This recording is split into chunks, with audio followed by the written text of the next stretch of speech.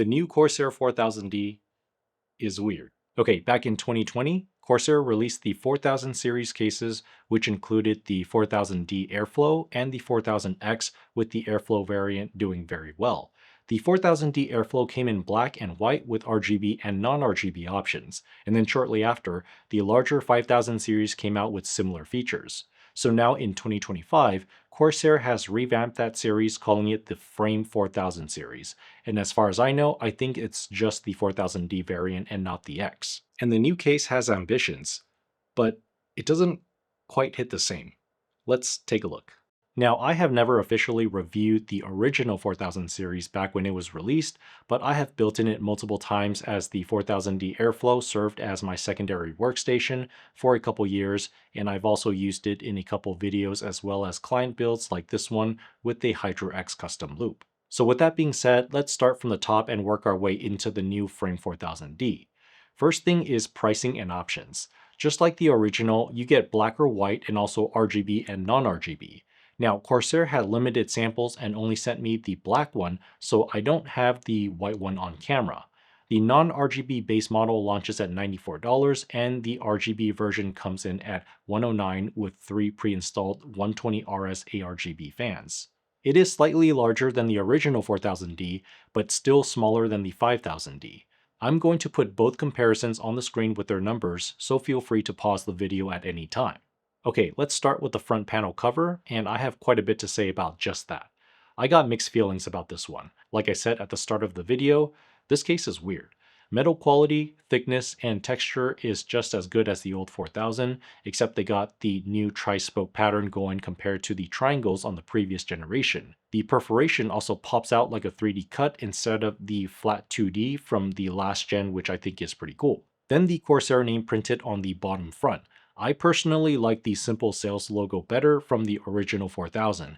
It's cleaner looking and more minimal. Whenever I see the company name printed or stamped on a product, I just think of getting a tattoo of your own name. Not something that I would do, so I think simple logos are much better. Now, I understand the whole marketing thing, but I just don't think that it should be that loud.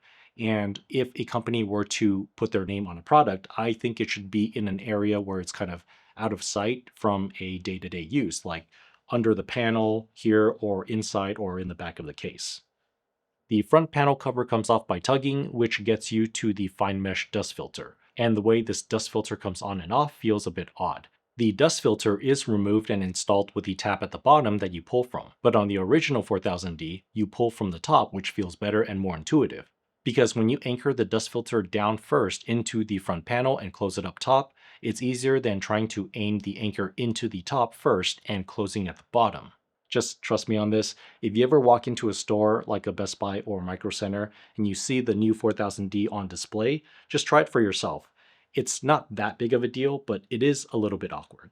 The front I/O panel is now relocated at the bottom, which used to be on the top panel.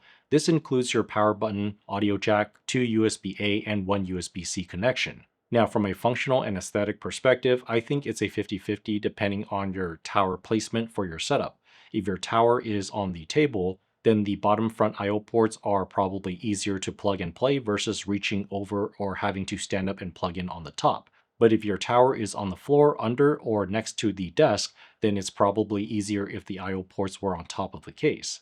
In my book, the OG 4000D does look better with the front cover spanning from the full top to bottom. I also think the new power button design looks off style. It's not even the same tri-spoke design as the rest of the case. Everything about the front panel here to me just feels a bit inconsistent. The top panel cover is locked in by 2 thumb screws on the back and can be removed to get access to the InfiniRail for the top mounted hardware. It's also got a rubber handle to pull on in the back. InfiniRail is Corsair's way for modular fan and radiator mounts, which was first introduced in the 9000D. You basically just loosen the screws on both ends of the rail and slide them to the indicated markers for 120 or 140mm fans and radiators.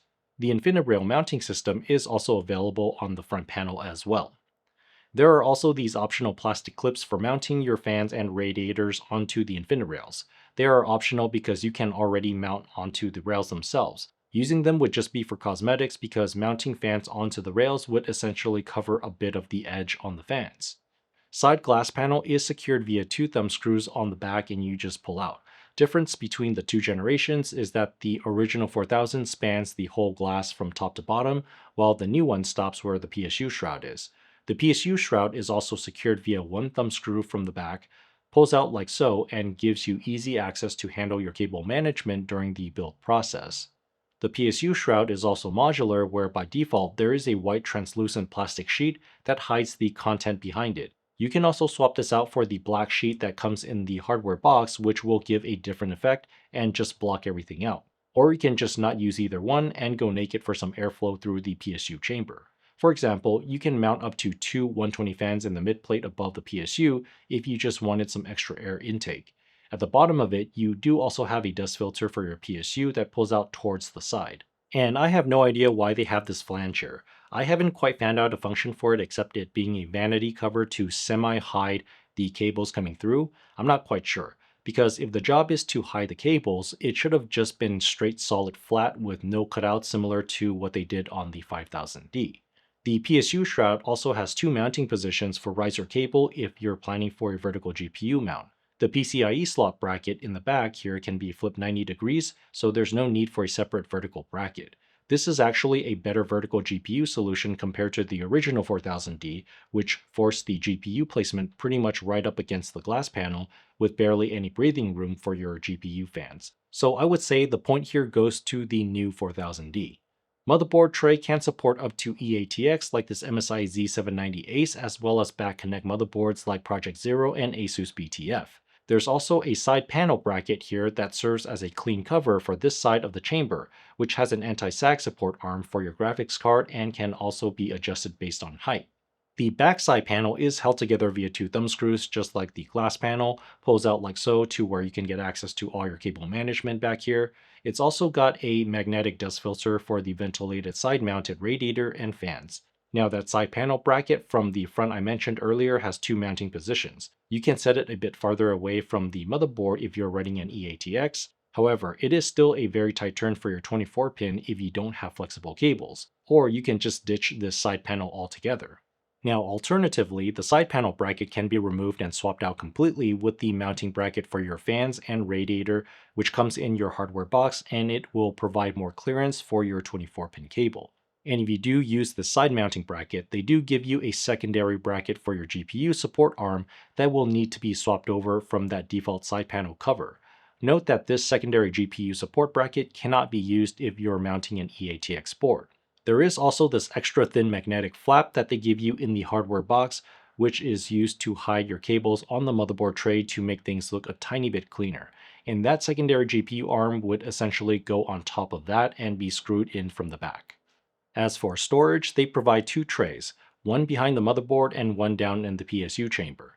The bottom storage tray also has 3 different mounting positions you can use based on what clearances you need. Each of these trays can hold a single 3.5-inch hard drive or up to 2 2.5-inch SSDs. Additionally, they have a spot for your magnetic IQ Link hub, which connects all your IQ Link compatible devices. Now, taking a step back again on the case overall, material-wise, the top mesh cover is thinner compared to the original 4000D. The PSU shroud is also thin, but this is actually true and same for both generation models. The front removable PSU shroud cover is also pretty flimsy, but it's not something that the older 4000D has. Yes, the new 4000D doesn't feel quite as sturdy, but you gotta remember, this is a $94 case that's trying to deliver 5000D and 9000D features in a 4000D size.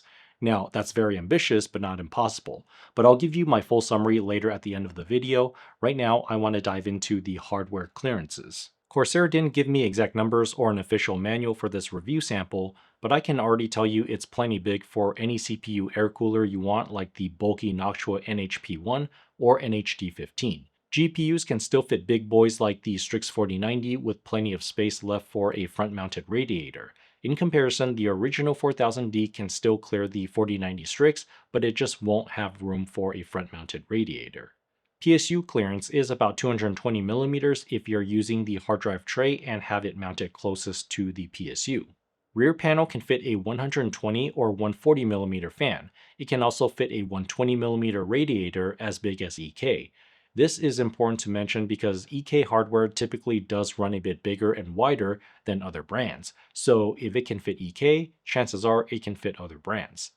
Top, front, and side panels can all do three 120s or two 140 fans. As for radiators, they can also all do 280s and 360s. With the exception of that side-mounted bracket, it cannot do EK radiators because of the width, but it can do AlphaCool and other brands with the same size or smaller. As for thickness, you can throw in something as big as AlphaCool's UT60, which is 60mm thick on the top, front, and side panels. Now, if you run multiple radiators, the max for 360s would be 2, and I would only recommend slim radiators that are 30mm thick or under. For top and front mount, even using bits power rats that are only 27mm, you'll have to have the ports on the bottom side and ditch the storage tray so the thumb screw isn't blocking your tube runs. For top and side mount, you do have a bit more clearance and you can probably go up to a 45mm thick radiator on the side. I will still, however, recommend having the ports on the bottom for easier access to your fittings. Front and side mounted radiators are just not going to work because the fans will just run into each other at the corners unless you use slim radiators and slim fans. So top and front or top and side will be your two best options. And even from a space utility standpoint, it just makes the most sense. And even if you had two slim 360s in the case, that is enough cooling to handle even an i9 with a 4090, whether it's on a single loop or separate loop. And the same can be said if you're maxing out 280s. A 45mm thick 280 rad like this XT45 from AlphaCool would be perfect up top. And then you can even pair that with another 60mm thick 360 rad in the front or side panel mount. I would also say the thickness would depend on where you want your fittings to be. Having them down at the bottom would yield more flexibility. The only limiting factor for 280 top-mounted rads would be your ram height. A 45mm thick with standard 140 fans will be the max even with low-profile sticks like this DDR5 Corsair Vengeance. As for pump rest units, 120 up in the rear or something vertically mounted straight to your side or front radiator is the best bet. So my thoughts on the new 4000? I think there are certain features that it does better than the original 4000. For example, the GPU PCIe slots in the back being flippable. There's more radiator space now because it's a little bit larger. And there are certain cutouts, like for example on the PSU shroud, it's bigger than the original. And the price point of $94 is also very attractive. It lines up with the build quality and it makes sense. And the InfiniRail is not as impressive to me here because now you have more screws to deal with and the rails don't serve that much of a purpose in a budget case. And I'm pretty sure the fans would have still been centered on the front or same offset distance on the top panel like the original case. It doesn't really improve the flexibility of your mounting hardware. I think InfiniRail should have just stayed with the 9000D because in a smaller case like the 4000, it had to be nerfed and the level of modularity and build experience is just not the same. Now, strictly speaking, for the majority of people who are doing air and AIO cooling, I think the smaller original 4000D was enough. You don't need extra fans on the side panel, and the original even holds up a big Strix 4090 with even millimeters to spare. As for custom loops, front and side panels will face the same restrictions as the 5000D, but it actually does a better job in the top panel.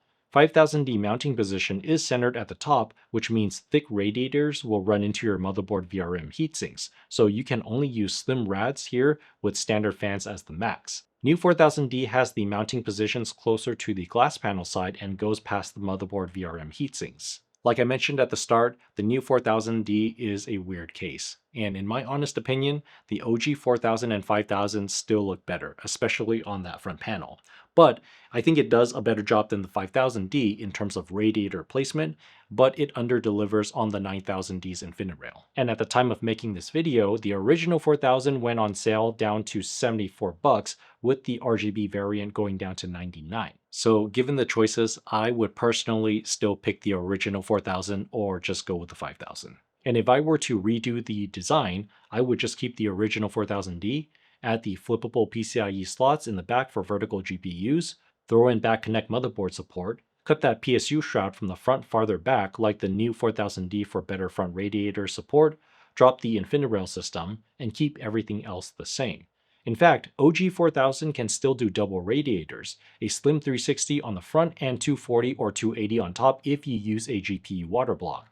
That's enough to cool an i9 and 4090 in a compact mid-tower. And that would be my version of the updated 4000D.